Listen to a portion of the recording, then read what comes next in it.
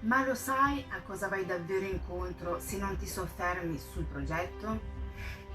Ebbene sì, sono ancora qui per parlarti dell'importanza di una progettazione approfondita prima di iniziare i lavori. Il fatto è che voglio che tu possa avere una casa che ti soddisfi al 200% e che non finisca col dire sono contento, ma a saperlo prima questo lo avrei fatto diversamente. E se non ti concentri sul progetto prima, è molto probabile che tu possa arrivare a pensare questo. E no, credimi, non lo dico per demoralizzarti o perché sono esagerata, ma perché l'ho visto accadere. Cosa può succedere di così brutto se il progetto si limita alla definizione degli spazi? Nella migliore delle ipotesi avrai dei ritardi e un aumento dei costi sul preventivato, ma potresti avere anche una casa non del tutto funzionale, con cose mancanti o non fatte bene. Insomma, una casa dovrebbe essere lo spazio in cui ti senti bene, a tuo agio, per poterti rilassare e ricaricare le pile. Ma se c'è qualcosa che non è proprio come volevi, il rischio è che starai sempre lì a notarlo e ti darà fastidio. Vedi, se una casa è fatta bene, in ogni sua parte, quasi non ci fai caso. Ti muovi fluentemente al suo interno e ti senti appagato.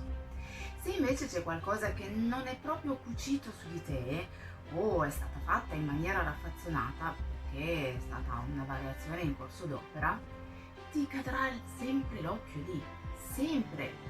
Hai presente quando hai un sassolino nella scarpa? Sei sempre lì che ci pensi e cerchi il modo di poterlo togliere. Il pensiero è lì e non si schioda finché non riesci ad eliminarlo. Se questo sassolino non c'è, non è che però pensi, oh che bello, non ho nessun sassolino nella scarpa. Cammini in modo naturale. Lo stesso vale per la tua casa. Ora, il sassolino nella scarpa lo puoi togliere in un attimo e puoi camminare tranquilla. Ma in casa tua, una volta che è finita, puoi fare delle modifiche? Ora partiamo dall'inizio. Vai dal tuo geometra o architetto di fiducia e con lui studi un progetto con la distribuzione degli spazi, nient'altro.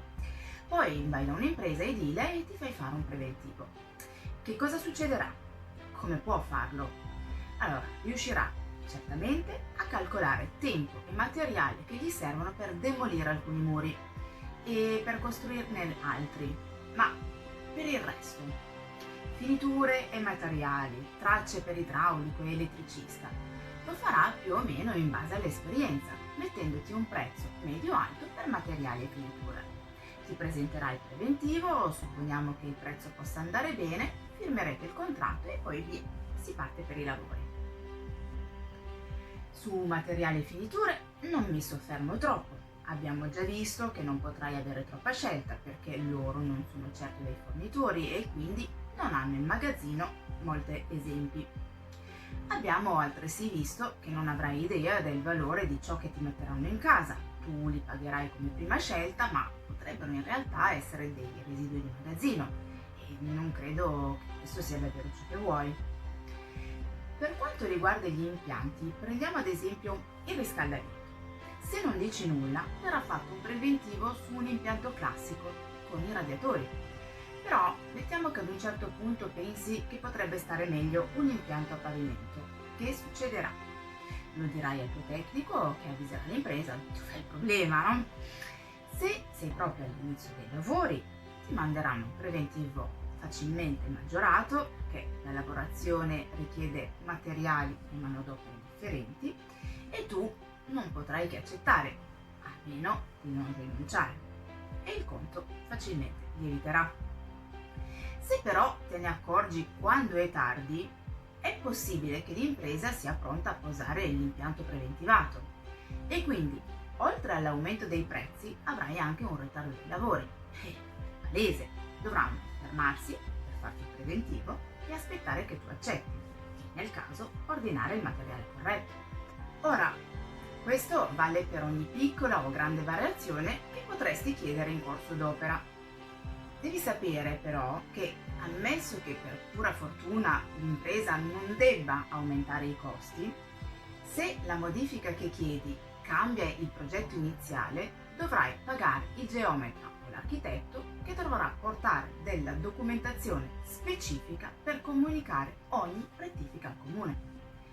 Inoltre, ogni richiesta, che sia un'aggiunta o una variante fatta in corso d'opera, rischia di non essere studiata adeguatamente. Ti faccio un esempio concreto che è capitato a quei malcapitati clienti, sì, purtroppo sempre loro. Il casale che avevano comprato aveva una parte di fienile che era scavato nel terreno, quindi ribassato rispetto agli altri pavimenti. Il progetto prevedeva di portare il pavimento al livello degli altri, mantenendo però lo spazio vuoto per evitare che l'umidità risalisse.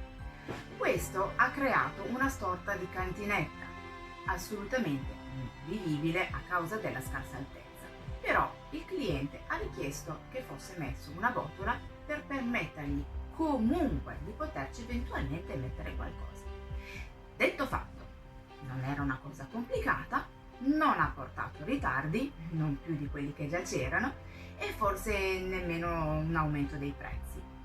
Ma, detto all'ultimo minuto, con le opere già appunto fortemente in ritardo, nessuno ha pensato alla reazione. Ora, questo spazio è pressoché inutilizzabile, perché davvero troppo umido. Pensa che alle volte il pavimento è bagnato. Questo è decisamente una scocciatura. Adesso che la casa è finita, bisognerebbe rompere in alcune parti e non è nemmeno detto che si possa fare un lavoro come si deve. Se la cosa fosse stata studiata a tavolino prima, sicuramente si sarebbe valutata una soluzione adeguata. Poi, a seconda del prezzo, il cliente avrebbe potuto scegliere se farlo oppure no, ma la scelta sarebbe stata del tutto consapevole. Ma soprattutto il lavoro sarebbe stato fatto bene e sarebbe risultato funzionale. Ora lui ha una botola nel pavimento che però non gli serve a nulla e che vede ogni volta che ci passa vicino. Capisci perché sono così insistente nel dirti che è importante dedicarsi al progetto? Sai un'altra cosa?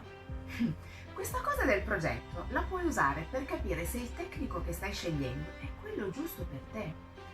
Infatti, al momento del primo colloquio ti potrai chiedere se lo fa o quantomeno se è disponibile a farlo.